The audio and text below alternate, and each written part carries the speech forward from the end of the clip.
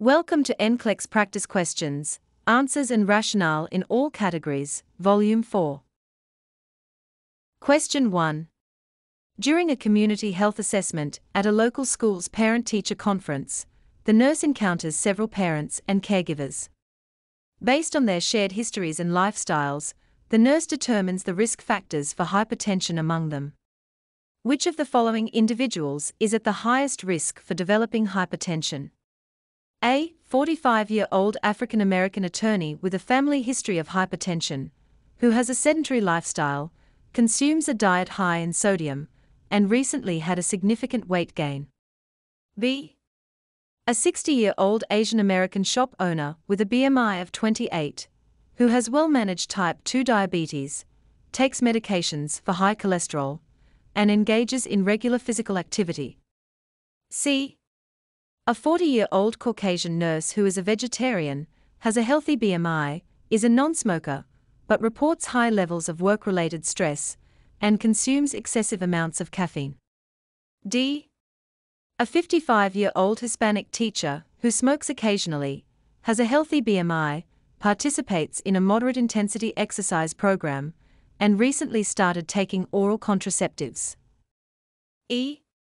A 50-year-old Middle Eastern engineer with a BMI of 26, who has a family history of cardiovascular diseases, does not engage in any form of exercise, and has recently been diagnosed with obstructive sleep apnea.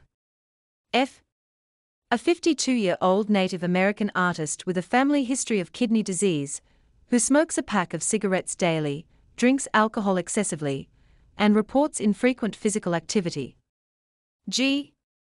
A 43-year-old European baker, who has a BMI of 30, often deals with job-related stress, consumes a diet rich in pastries and sweets, and has a sedentary lifestyle due to long work hours. Correct answer: A. A 45-year-old African-American attorney with a family history of hypertension, who has a sedentary lifestyle and consumes a diet high in sodium.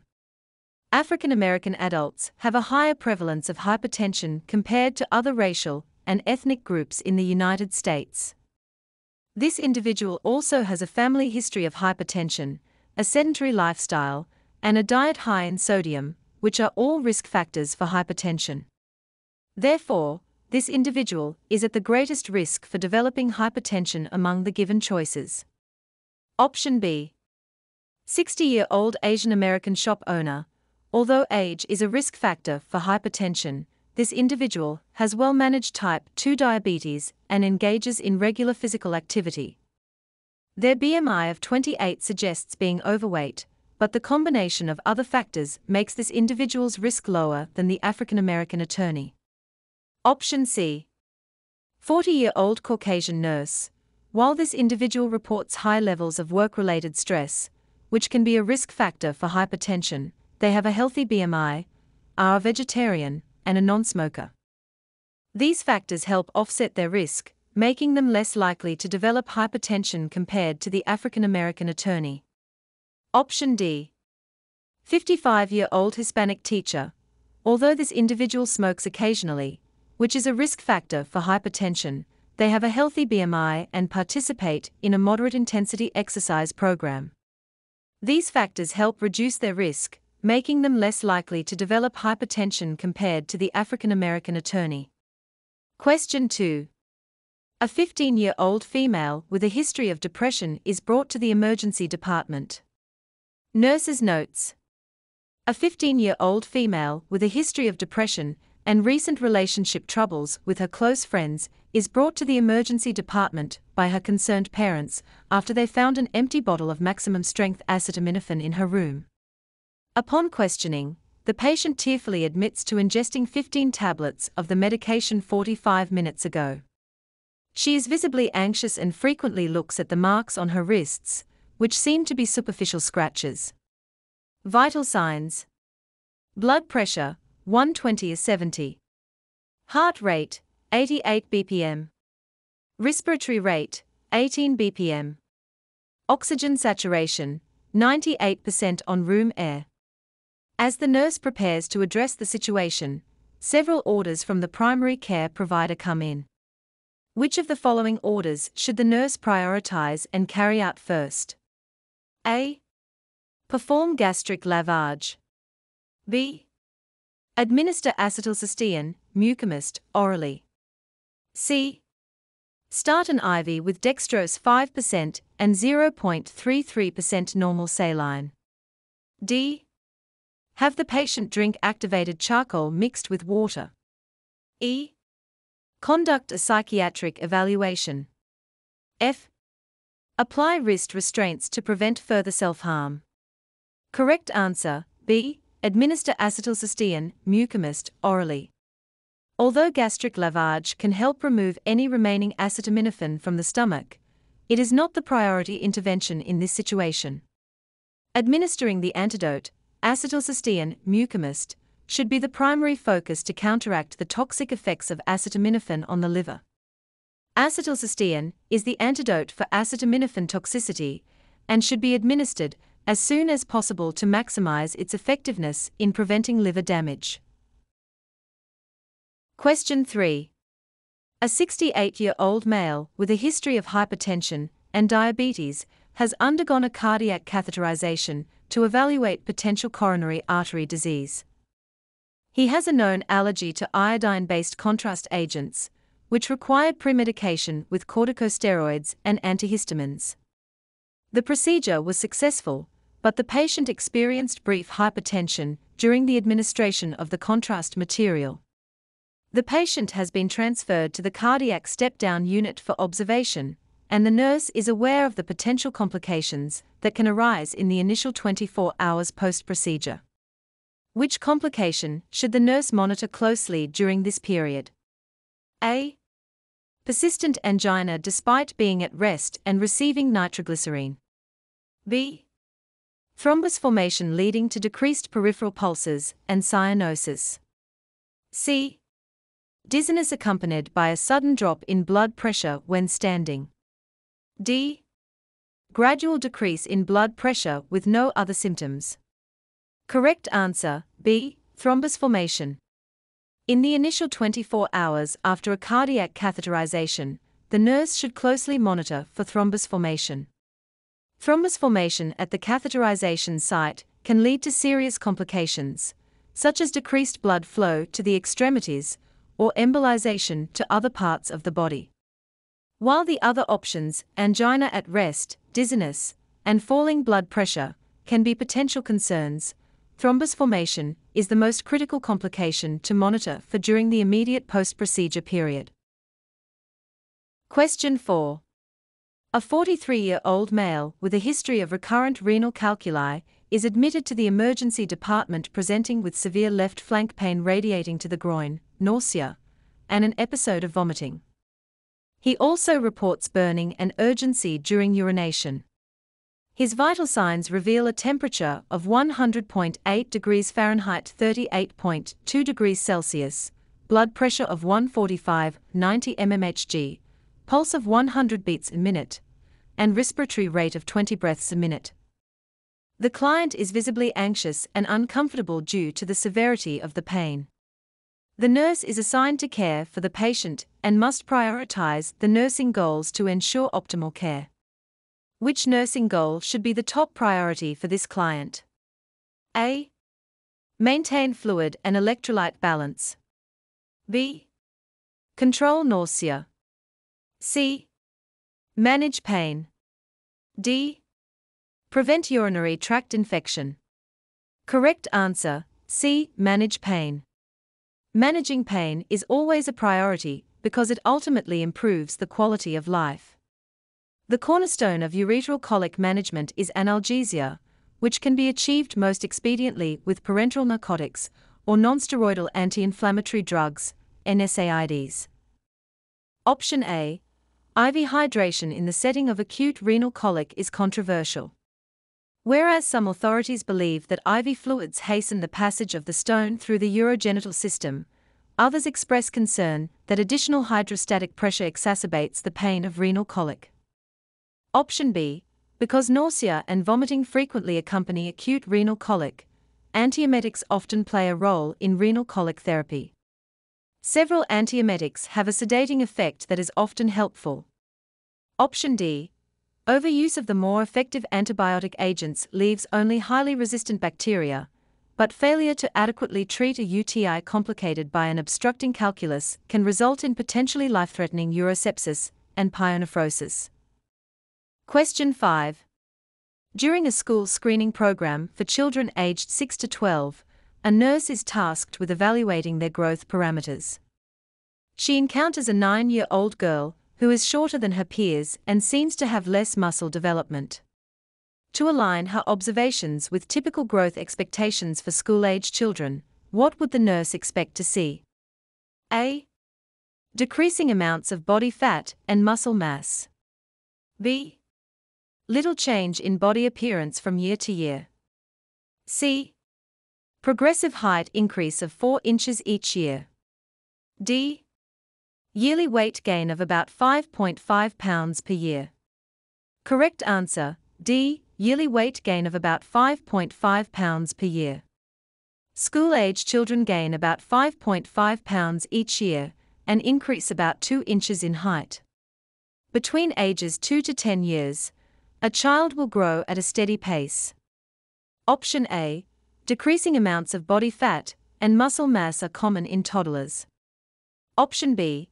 A decrease in the change in body appearance occurs among young adults. Option C.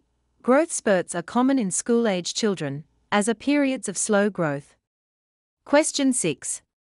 A 62-year-old client arrives at a community health fair where the nurse is offering blood pressure screenings. Upon assessment, the nurse notes that the client's blood pressure is 160/96 mmHg.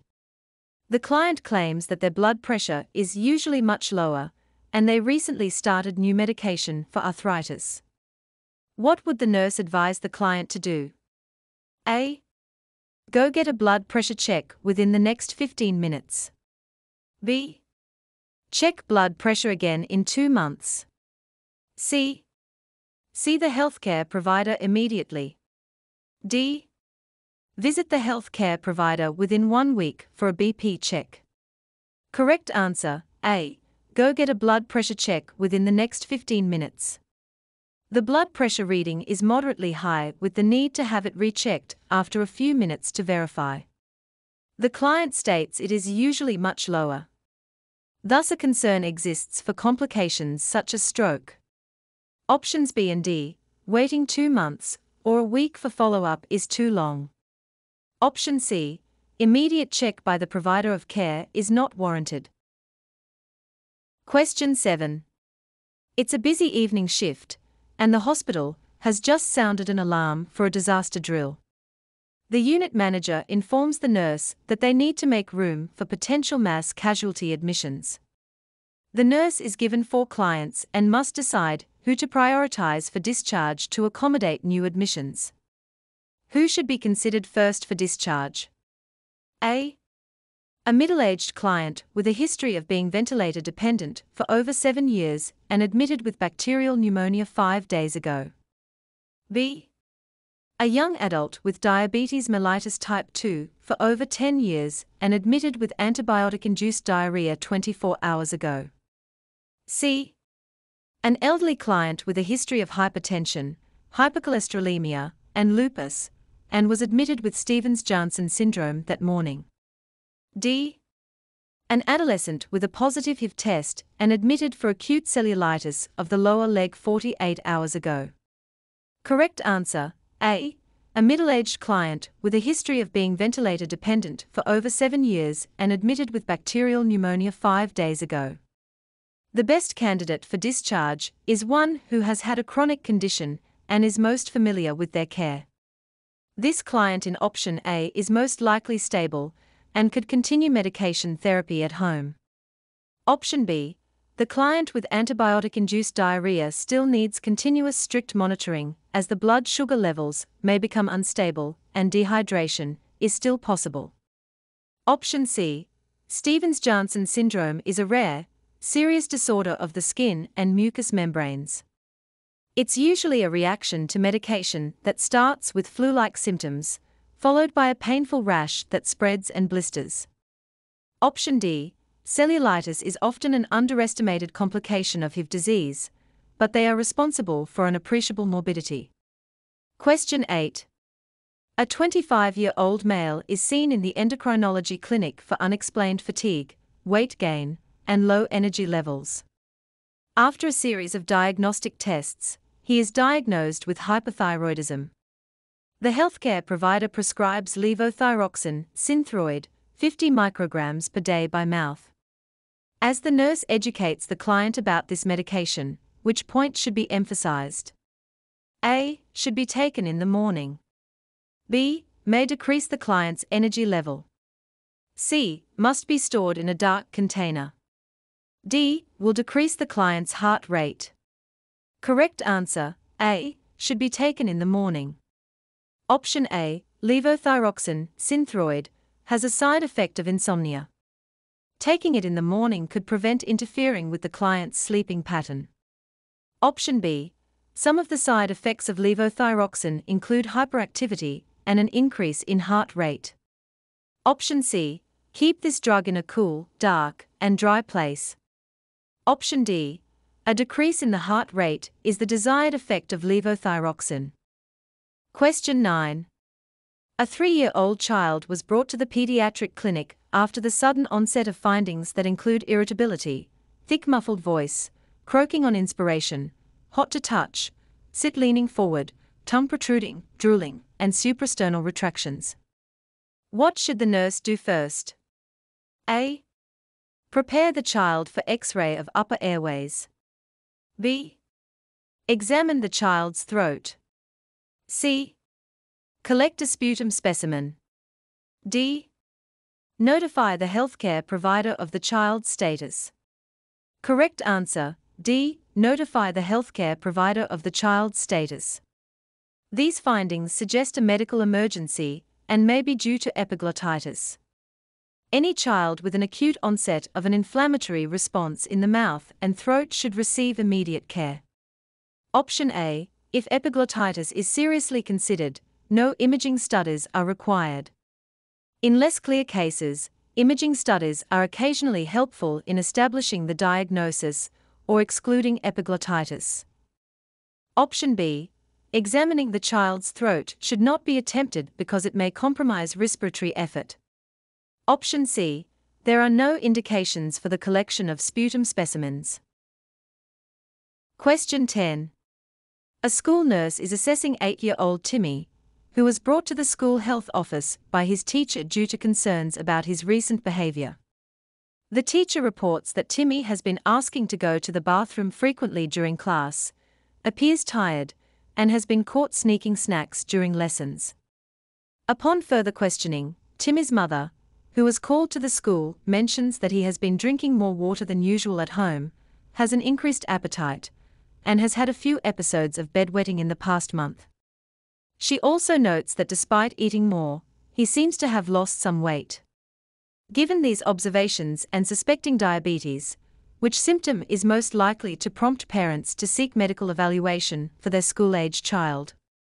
A. Polyphagia. B. Dehydration. C. Bedwetting. D. Weight loss. E. Frequent urination during the day.